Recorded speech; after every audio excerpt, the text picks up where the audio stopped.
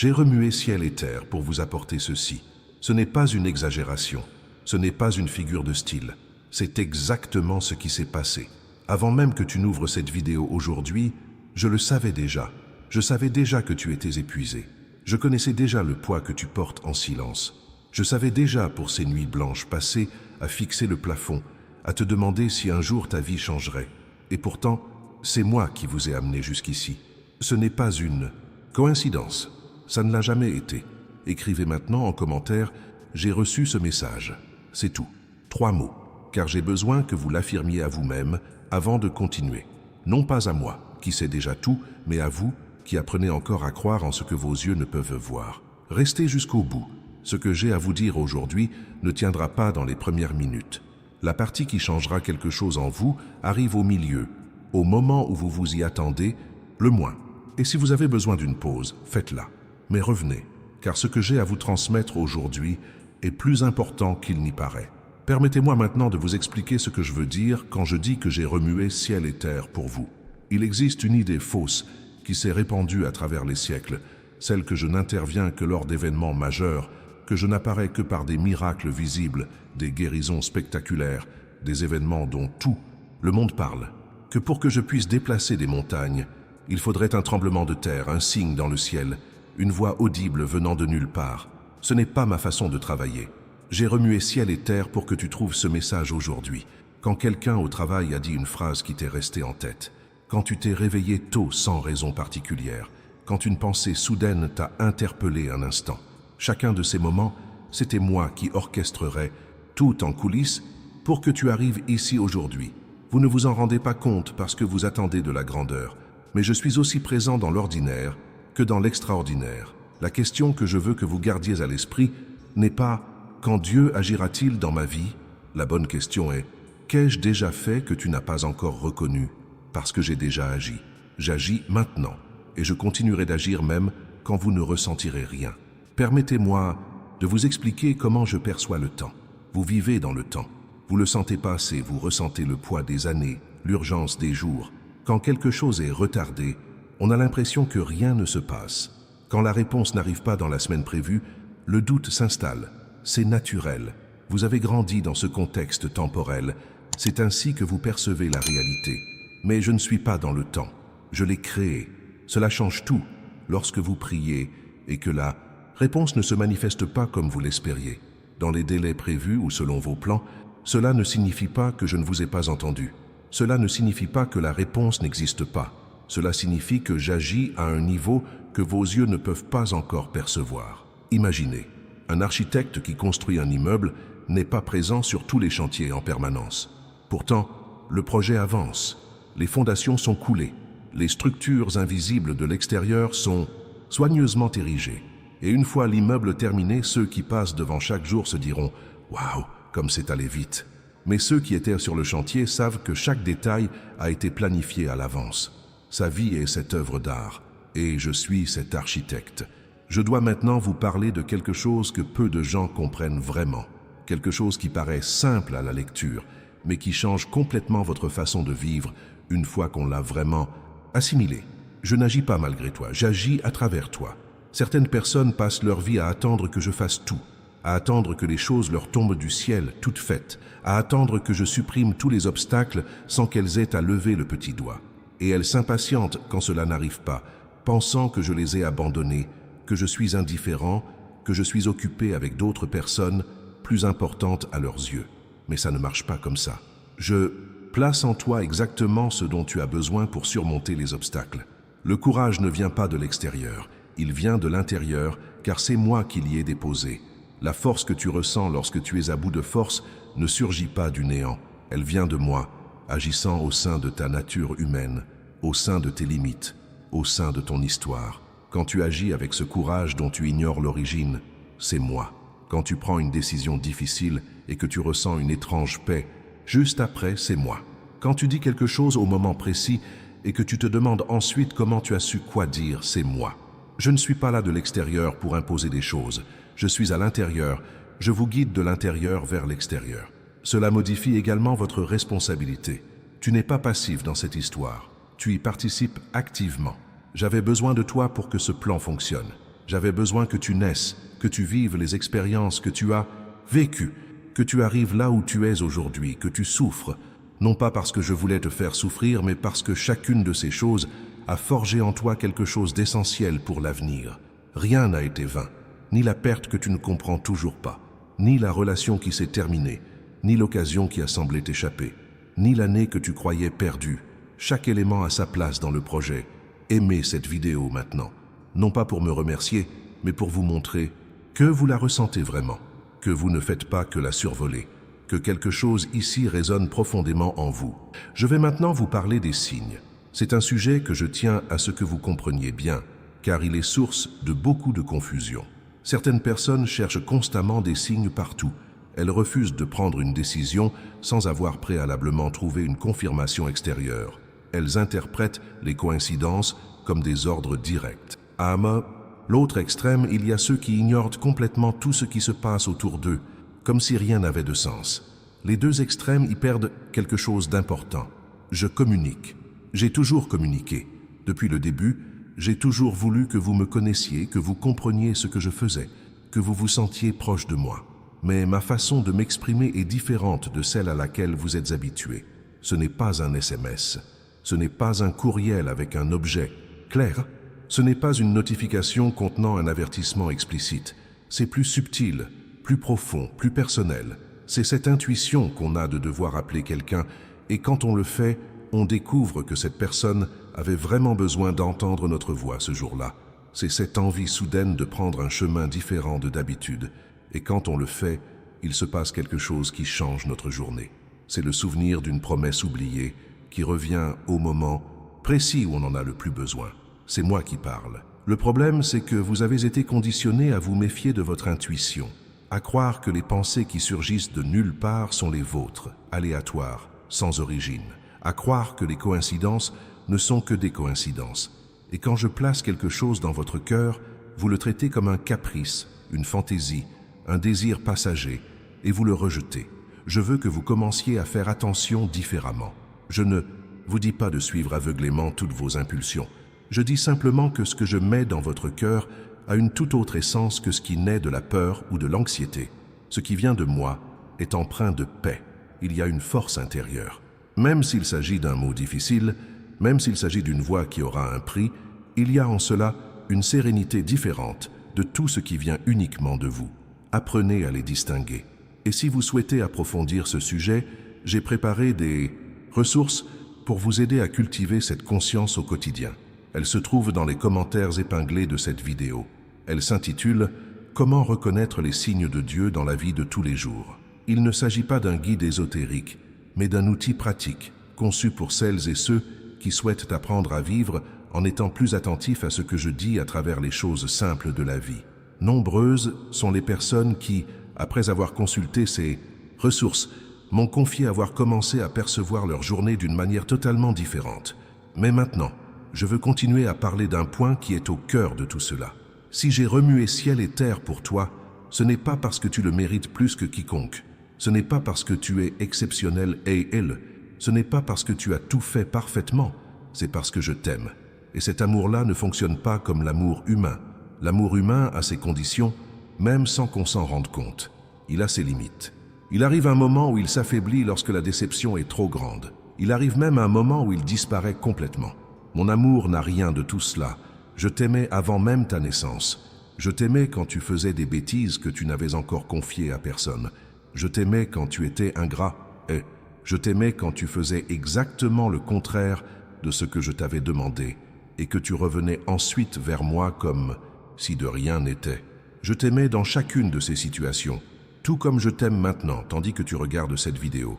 Cet amour est la raison de tout. C'est pourquoi j'ai orchestré les circonstances de votre arrivée ici. C'est pourquoi je continue de parler même quand vous n'écoutez pas attentivement.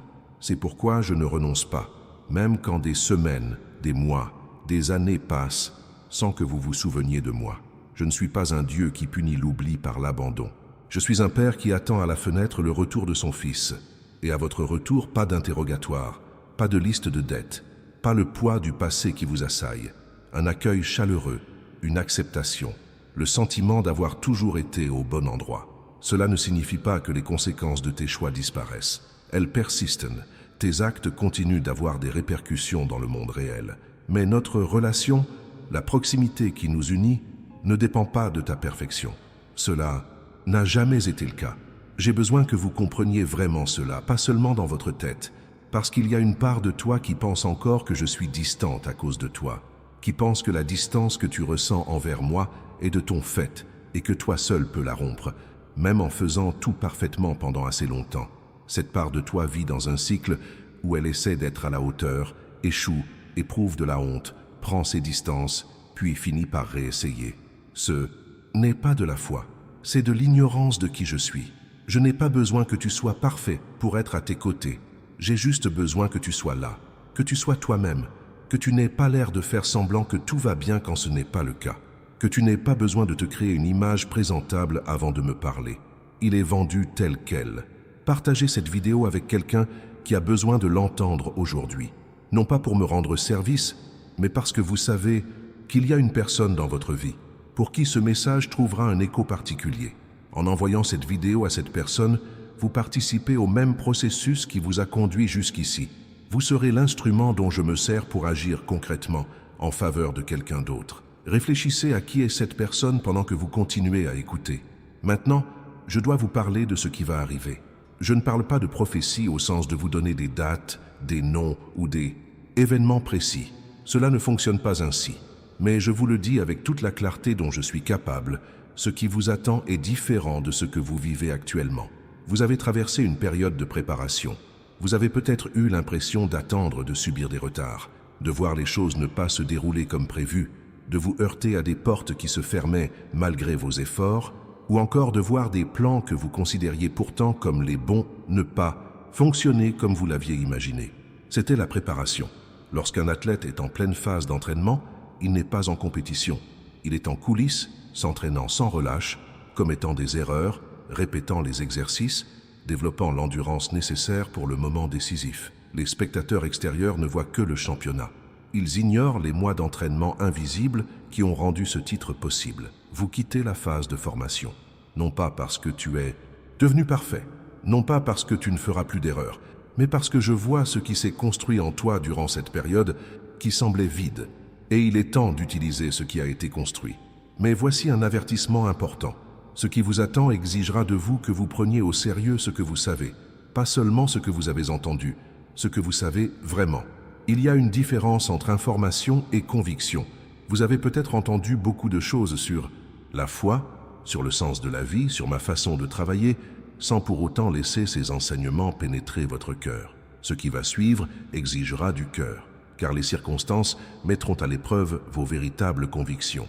Non pas celles que vous affichez en temps de calme, mais celles que vous éprouvez lorsque la terre tremble, lorsque les nouvelles sont mauvaises, lorsque la personne en qui vous aviez confiance vous déçoit, lorsque vos plans s'effondrent. Dans ces moments-là, ce que vous portez en vous déterminera comment vous les traverserez.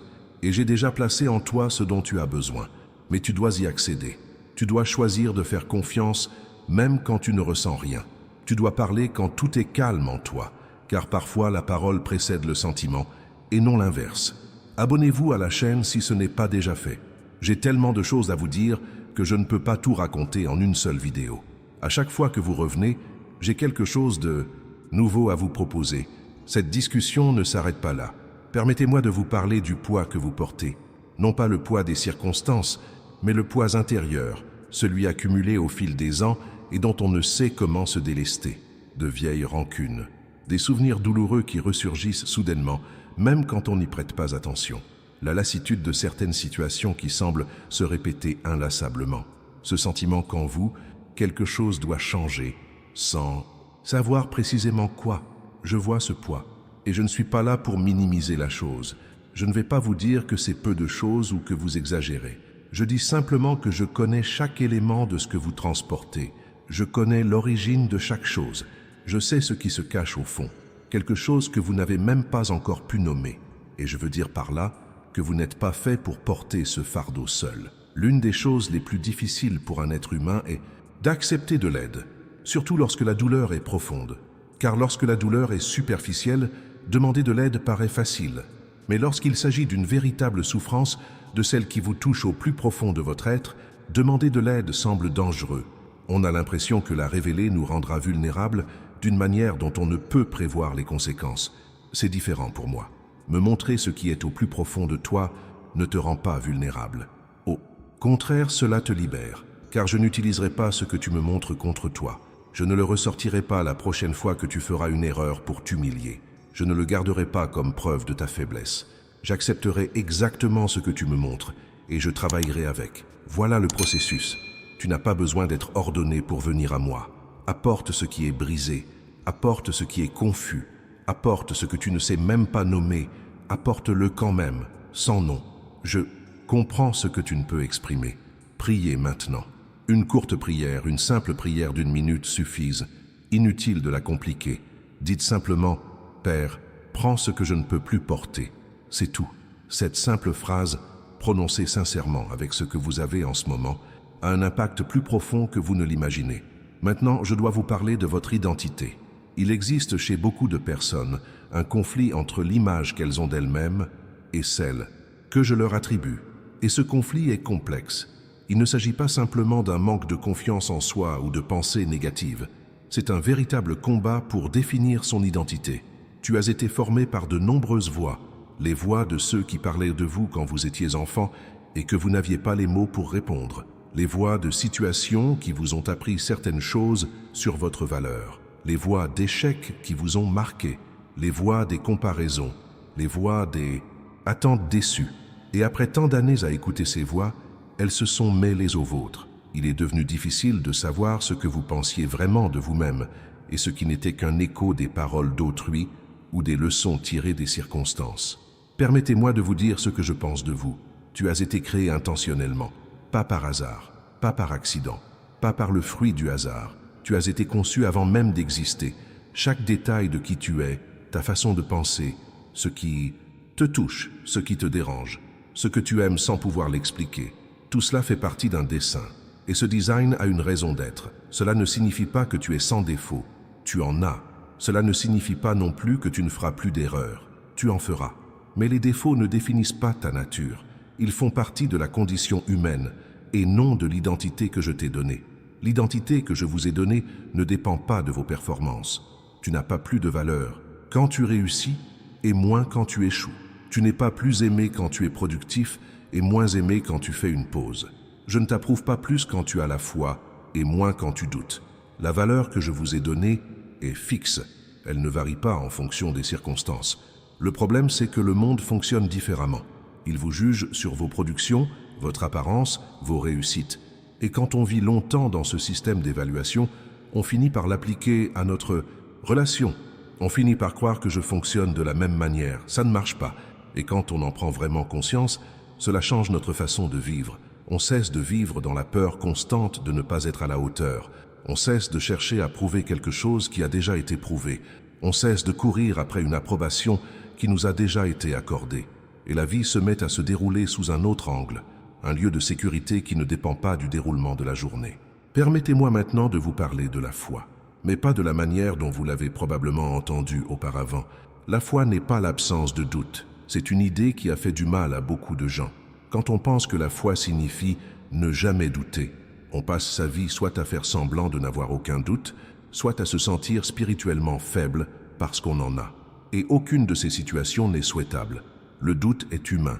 Il fait partie intégrante du fonctionnement de l'esprit humain face à ce qui dépasse ce que ses sens peuvent vérifier. Je ne suis pas là pour dissiper vos doutes par des arguments irréfutables, mais pour vous inciter à agir malgré eux. La vraie foi n'est pas l'absence de doute. C'est le choix de faire confiance même en présence du doute. C'est différent de prétendre que le doute n'existe pas. C'est différent de refouler les questions difficiles parce qu'on les considère comme un péché.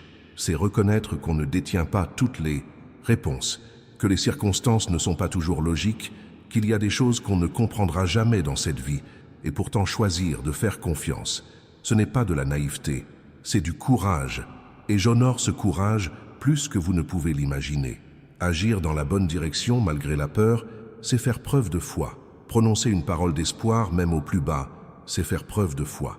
Refuser de céder au désespoir, malgré tous les signes qui nous y incitent, c'est faire preuve de foi. et cette foi fait bouger les choses, non pas par magie, comme si le problème disparaissait d'un claquement de doigts, mais de façon bien réelle, lorsque les choix guidés par la foi tracent un chemin différent. Ils ouvrent des portes que la peur aurait gardées closes. Ils bâtissent ce que la résignation n'aurait jamais pu construire. Vous avez été créé pour bien plus que simplement survivre. Voici un point que je souhaite aborder aujourd'hui. Après avoir traversé de nombreuses épreuves, beaucoup adoptent une mentalité de survie, une mentalité de protection, celle de rester discret pour ne pas devenir une cible, de ne pas prendre trop de risques pour éviter une nouvelle défaite et de ne pas avoir de trop grandes ambitions pour ne pas être déçu. Je comprends d'où ça vient. C'est une réaction naturelle à une douleur réelle. Mais ce n'est pas ce que j'ai pour vous. Je t'ai créé pour vivre pleinement, pas pour être constamment sur la défensive. Et il y a des moments où j'ai besoin que tu sortes de ce mode, même si cela te coûte quelque chose, même si cela semble risqué, même si ton expérience récente te dit que s'ouvrir mène à la déception. Car l'alternative, qui consiste à rester dans les limites rassurantes définies par la peur, a aussi un prix. Le prix de ne jamais découvrir ce qui se trouvait de l'autre côté. Le prix de ne jamais vivre ce que j'avais préparé de l'autre côté de la décision que vous n'avez pas prise. Je ne vous pousse pas vers le danger, mais je vous invite à sortir de votre zone de confort, car je sais que ce qui vous attend vaut bien plus que le confort de votre situation actuelle. Fais-moi confiance, pas aveuglément, avec les yeux ouverts, avec discernement, avec sagesse, mais avec confiance. Et quand tu ne sais plus si une marche est la mienne ou la tienne, arrête-toi, garde le silence un instant, pas besoin de longues heures, 1 minute, 2, juste le temps qu'il faille faire taire tes pensées et me laisser m'exprimer. Je vais prendre la parole. Je ne m'exprimerai pas toujours comme vous l'attendez. Parfois ce sera une pensée claire, parfois ce sera une émotion profonde, parfois ce sera au cours d'une conversation avec quelqu'un qui ignore même que je l'utilise à ce moment-là. Parfois, ce sera à travers un texte que vous avez lu il y a des années et qui prendra un nouveau sens. J'ai plusieurs façons de m'exprimer. Ce qu'il vous faut, ce sont des oreilles entraînées à écouter. Et cela ne se fait pas du jour au lendemain. C'est une compétence comme une autre. C'est pourquoi revenir ici est important. C'est pourquoi les messages que vous recevez ici, au fil du temps, contribuent à construire quelque chose. Car chaque fois que vous choisissez d'écouter, vous développez cette capacité. Chaque fois que vous mettez en pratique ce que vous recevez, vous vous confirmez que cela fonctionne. Et ça marchera. Pas comme tu l'avais prévu, mais comme je l'avais prévu. Ce qui est mieux. Je vais maintenant vous parler des gens. C'est un thème universel. Car les relations humaines sont à la fois le plus grand cadeau et le plus grand défi de la vie. Comprendre comment je vous invite à interagir avec elles change bien plus que vous ne l'imaginez. Les personnes qui font partie de votre vie n'y sont pas par hasard. J'ai placé des personnes là pour t'aider à évoluer. Et évoluer n'est pas toujours facile. Parfois, la personne qui te dérange le plus est celle qui contribue le plus à ton épanouissement personnel. Parfois, la relation la plus difficile est celle qui te permet de travailler sur les aspects de toi-même qui en ont besoin. Je ne dis pas qu'il faut tout tolérer. Je ne dis pas que poser des limites est une erreur. Je dis simplement qu'avant de rejeter une situation difficile, il est important de se demander ce qu'elle essaie de nous apprendre. Je vous appelle à aimer d'une manière qui va à l'encontre de votre nature. Non pas l'amour facile qui naît naturellement lorsque l'autre personne est agréable et vous traite bien. N'importe qui peut ressentir ce genre d'amour, mais l'amour qui choisit, qui décide d'agir avec compassion, même sans en recevoir en retour, qui ne comptabilise pas les offenses comme un tableau Excel dont le solde doit être nul. Cet amour-là est surnaturel. Il ne vient pas de toi seul, il vient de moi, agissant à travers toi. Et quand on commence à aimer ainsi, quelque chose d'intéressant se produit. On devient libre. Pas forcément l'autre, mais soi-même. Car la haine, le ressentiment, l'amertume refoulée, tout cela pèse sur soi et non sur la personne qui nous a blessés. Et quand on choisit de pardonner, non pas parce que ce qui s'est passé était insignifiant, mais parce qu'on ne veut plus porter ce fardeau, on avance. Ne confondez pas pardonner avec faire comme si de rien n'était. Ne confondez pas pardonner avec le fait de se remettre dans une situation douloureuse. Pardonner, c'est décider intérieurement de ne plus laisser les actes d'autrui dicter votre vie. C'est à vous de décider. Prenez soin des personnes que j'ai placées pour vous accompagner. N'oubliez jamais la valeur de ceux qui sont restés. Les personnes qui ont choisi d'être présentes dans votre vie malgré tout, qui sont là dans les moments difficiles, qui ne vous abandonnent pas quand vous n'avez plus rien à offrir. sont un véritable cadeau. Non pas un cadeau que vous méritez plus qu'un autre, mais un cadeau offert librement. Prenez soin de ce cadeau. Il y a quelque chose concernant les relations que je dois vous dire, car beaucoup de gens font des erreurs dans ce domaine sans s'en rendre compte. Tu as été créé pour la connexion, pas pour l'isolement, pas pour te débrouiller seul en toutes circonstances, pas pour ériger des murs toujours plus hauts après chaque déception, mais une véritable connexion à un prix, le prix de la vulnérabilité, le prix de laisser l'autre voir votre véritable personnalité et non seulement l'image que vous choisissez de projeter, le prix de la dépendance, au moins partielle, envers une autre personne, elle aussi humaine et imparfaite, qui finira par vous décevoir. Ce coût en effraie plus d'un. Ils se retrouvent alors dans des relations superficielles, où personne ne tisse de véritables liens, où tout est cordial mais rien d'authentique. Ils vivent avec une solitude inexplicable de l'extérieur, car entourés de monde, ils sont pourtant profondément seuls. Ce n'est pas ce que j'ai conçu pour vous. J'imaginais la profondeur, j'imaginais la possibilité d'être connu et aimé en même temps. Et cette expérience n'arrive que lorsqu'on s'ouvre à soi-même, aux bonnes personnes, au bon moment. Je vous demande d'y réfléchir, pas juste en passant. Réfléchissez-y vraiment. Maintenant, je dois vous dire quelque chose qui pourrait être un peu gênant. Parfois, je dis non. Toutes les prières ne sont pas exaucées. Tous les projets que vous me soumettez ne correspondent pas forcément à ceux que j'ai pour vous. Tout ce que vous désirez n'est pas forcément bon pour vous.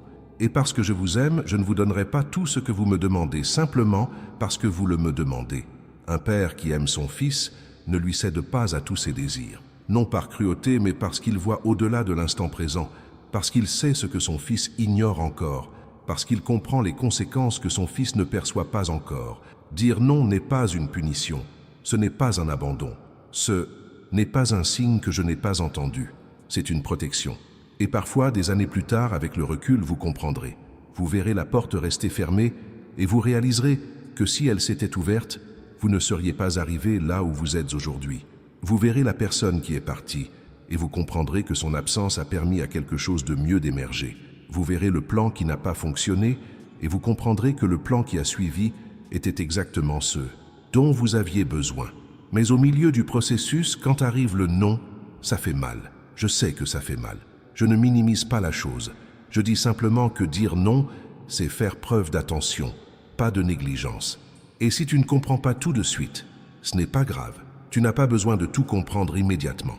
Tu dois avoir confiance. Je vois ce que tu ne vois pas. Et mon amour pour toi ne me permettra jamais de t'abandonner en cours de route. Permettez-moi maintenant de vous parler d'un schéma que je vois se répéter chez beaucoup de personnes qui m'aiment vraiment, mais qui finissent par se perdre à cause de cela. Le critère de comparaison. Tu observes une autre personne et tu vois ce que je fais dans sa vie. Tu vois la bénédiction qui s'est manifestée. Tu vois la porte qui s'est ouverte. Tu vois la transformation qui a eu lieu. Et à l'intérieur, sans même s'en rendre compte, une voix commence à murmurer une question qui semble légitime, mais qui est en réalité un poison. Pourquoi la même chose ne m'arrive-t-elle pas? Cette comparaison vous nuit de deux manières à la fois. Tout d'abord, cela fausse votre perception. Vous voyez le résultat dans la vie de l'autre, mais pas le chemin parcouru. Vous ne voyez pas ce qu'il a traversé avant d'en arriver là. Vous ne voyez pas les nuits difficiles, les doutes, les échecs qui n'apparaissent pas dans son récit. Vous comparez votre monde intérieur à l'image extérieure de l'autre. Et cette comparaison sera toujours biaisée, car vous ne voyez pas la même chose. Deuxièmement, cela vous détourne de votre propre chemin. Quand tu t'intéresses à la vie des autres, tu détournes le regard de ce que je fais dans la tienne. Et je fais des choses que tu ne peux pas voir quand ton attention est partagée. Des choses qui ont besoin de ta présence pour s'épanouir pleinement. Le plan que j'ai pour vous n'est pas une copie du plan que j'ai pour quelqu'un d'autre. Tu es unique. Ton parcours est unique. Et ce que je construis en toi ne ressemblera à rien d'autre, car tu es unique. Prenez le document que j'ai laissé dans les commentaires épinglés. Comment reconnaître les signes de Dieu au quotidien vous aidera à rester concentré sur votre propre chemin afin de discerner ce que je fais précisément dans votre histoire. Car lorsque vous apprenez à le voir, le besoin de comparer perd de son emprise. Je vais maintenant vous parler de gratitude, mais pas de manière conventionnelle. La plupart des gens perçoivent la gratitude comme un sentiment. On éprouve de la gratitude lorsque tout va bien, lorsqu'on obtient une réponse, lorsqu'un problème est résolu, lorsqu'on a des raisons évidentes d'être reconnaissant. Mais ce n'est pas le genre de gratitude qui transforme. Ce qui transforme, c'est la gratitude que vous choisissez d'éprouver avant même de voir le résultat. C'est une gratitude anticipée. C'est la décision de reconnaître, au cœur d'une situation difficile, je travaille même si vous ne le voyez pas encore, que ce dont vous avez besoin est en train d'être préparé, même si ce n'est pas encore arrivé. Il ne s'agit pas de faire comme si tout allait bien, alors que ce n'est pas le cas. Il s'agit de choisir un autre point de vue sur ce qui se passe. Il y a aussi une raison pratique à cela. Cultiver une gratitude anticipée transforme votre rapport aux circonstances. Au lieu de désespérer face à chaque obstacle, vous vous demandez ce qu'il révèle ou à quoi il vous prépare. Au lieu de percevoir chaque retard comme un abandon, vous comprenez que le moment est le vôtre et non le vôtre. En pratique, cela change tout. Je ne vous demande pas d'être naïf. Je ne vous demande pas de faire semblant de ne pas ressentir ce que vous ressentez. Ressentez-le, accueillez-le. Mais au milieu de tout cela, choisissez aussi de garder à l'esprit que je maîtrise ce qui est hors de votre contrôle. Maintenant, je dois vous parler de la notion de sens, car c'est un sujet qui génère beaucoup d'anxiété inutile. Certaines personnes passent des années à chercher un sens à leur vie, comme s'il s'agissait d'un objet perdu à retrouver, comme si le sens de la vie était quelque chose de défini, attendant d'être révélé au moment opportun. Et tant que cette révélation ne vient pas, elle reste paralysée, dans l'attente, sans savoir quoi faire. Ça ne marche pas comme ça. Le but n'est pas une destination que l'on trouve, c'est une direction que l'on construit au fur et à mesure. J'ai semé en vous des indices sur le but, non pas le but complet expliqué en détail, avec un mode d'emploi, des indices. Et ces indices se trouvent dans ce qui vous émeut pour des raisons que vous ne pouvez pas pleinement expliquer, dans ces moments où vous perdez la notion du temps, dans ces instants où vous vous sentez pleinement vivant et authentique, dans ces histoires qui vous touchent différemment des autres. Ces indices sont là. Le problème, c'est que beaucoup ignorent ces indices car ils ne leur paraissent pas assez importants. Ils s'imaginent que le but doit être quelque chose d'immense, de visible, de reconnu par tous. Et lorsque les indices pointent vers des choses simples, des choses du quotidien, des choses qui semblent insignifiantes, ils les rejettent. Mais j'appelle rarement quelqu'un pour quelque chose qui paraît important au premier abord. Les débuts sont modestes, ils sont intimes, ils sont presque invisibles aux yeux des étrangers. Et c'est précisément là que commencent les choses les plus importantes. Soyez attentifs aux indices. N'attendez pas un événement marquant. Écoutez ce qui est déjà en vous, qui ne demande qu'à s'épanouir. Et lorsque vous identifiez quelque chose, n'attendez pas d'être prêt. Personne n'est prêt dès le départ. Le sentiment d'être prêt vient après avoir commencé, pas avant. Attendre d'être prêt est l'un des plus grands stratagèmes que la peur utilise pour vous paralyser. Tout commence là, où tu es, avec ce que tu as, et je ferai grandir le reste. Il y a une dernière chose que je dois te dire à propos de l'amour que j'ai pour toi, quelque chose de différent de tout ce que tu as pu entendre jusqu'ici. Mon amour n'est pas passif. L'amour passif reste à distance, espère que les choses s'arrangeront et n'intervient pas. L'amour passif souhaite le meilleur pour l'autre, mais n'agit pas en son nom. L'amour passif observe. Mon amour est actif. J'agis, j'organise, je prépare. J'interviens. Je mets les bonnes personnes sur la bonne voie. Je ferme les portes qui, bien qu'apparemment prometteuses, vous mèneraient au mauvais endroit. J'ouvre ce qui doit l'être au moment précis, ni avant, ni après. Je suis constamment en déplacement à cause de toi. Et une partie de ce que je fais maintenant, aujourd'hui, en ce moment même où vous écoutez ces lignes, c'est de vous rappeler que j'existe et que mon amour pour vous n'est pas une théorie. C'est un acte, c'est une présence. C'est le fait qu'avant même votre existence, je connaissais déjà votre nom. Mais il y a autre chose que je dois vous expliquer. Aimer activement, c'est aussi ne pas rester silencieux quand tu t'engages sur une voie qui te fera du mal. Je ne reste pas muet quand tu es sur le point de prendre une décision qui te coûtera bien plus cher que tu ne l'imagines. Je ne reste pas les bras croisés pendant que tu détruis ce qui a pris du temps à construire. Je parle. Parfois, je parle au nom de ce sentiment de malaise qu'on ne peut ignorer avant d'agir.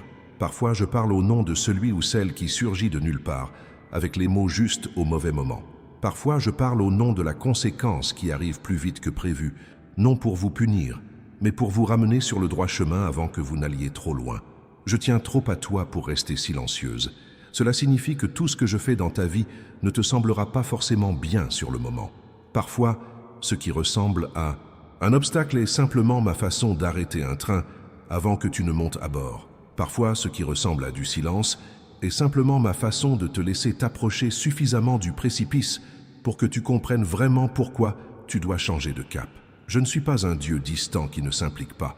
Je suis si proche de toi que parfois tu me confonds avec tes propres pensées. Et c'est bien ainsi, car c'est précisément mon souhait que nos voix se mêlent tellement que tu ne saches plus où l'une commence et où l'autre finit, que tu penses selon mes valeurs, que tu ressens avec mon amour, que tu vois les gens à travers mes yeux. Voilà ce que j'appelle une transformation. Il ne s'agit pas d'un changement de comportement, mais d'un changement intérieur, d'un changement dans ce que vous êtes, et pas seulement dans ce que vous faites. Et cela prend du temps. Cela ne se produit pas en une seule écoute, une seule prière ou une seule vidéo. Cela se construit à travers une multitude de choix sur une longue période. Chaque fois que vous choisissez de faire confiance plutôt que de paniquer, chaque fois que vous choisissez de pardonner plutôt que de vous retenir, chaque fois que vous agissez avec amour alors que la situation exigerait autre chose, chacun de ces choix vous change un peu, et la somme de nombreux petits changements crée une transformation telle qu'un jour, en y repensant, vous ne reconnaîtrez plus qui vous étiez auparavant.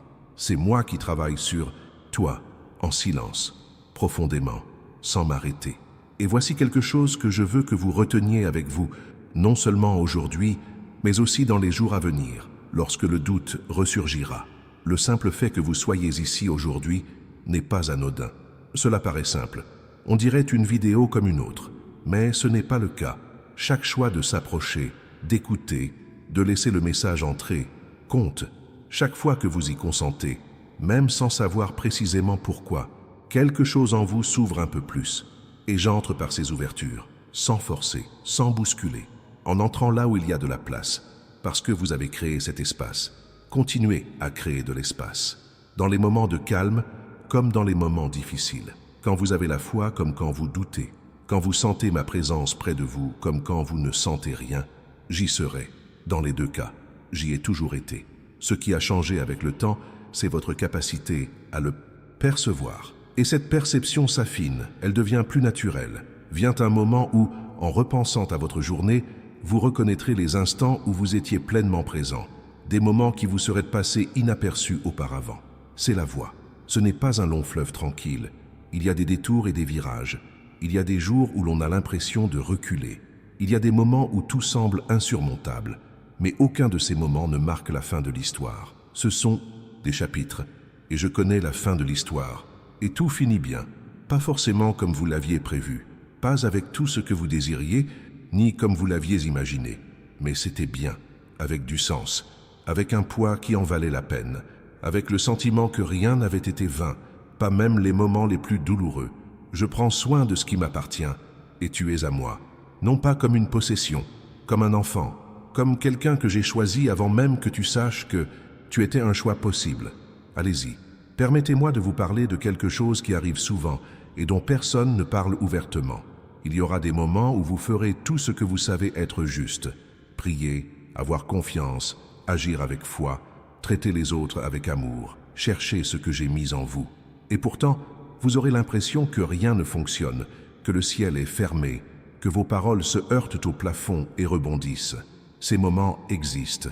Ils ne sont pas une punition. Ils ne sont pas le signe d'un échec.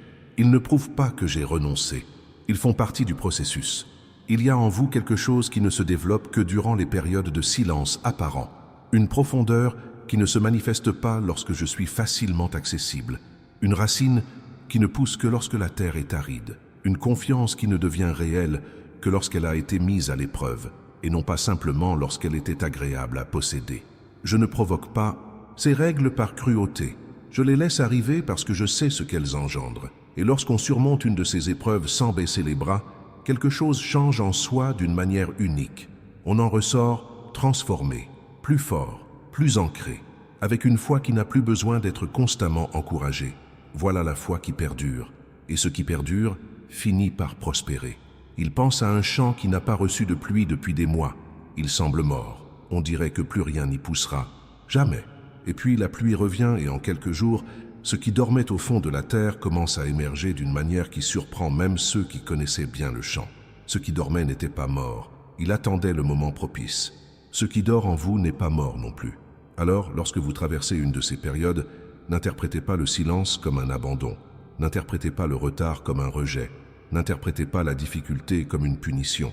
Voyez-y plutôt la façon dont je vous considère comme quelqu'un qui a les ressources nécessaires pour surmonter cette épreuve. Parce que vous l'avez, je ne vous imposerai jamais une épreuve que vous ne pourriez pas surmonter. Je ne fonctionne pas ainsi. Je connais vos limites mieux que vous-même.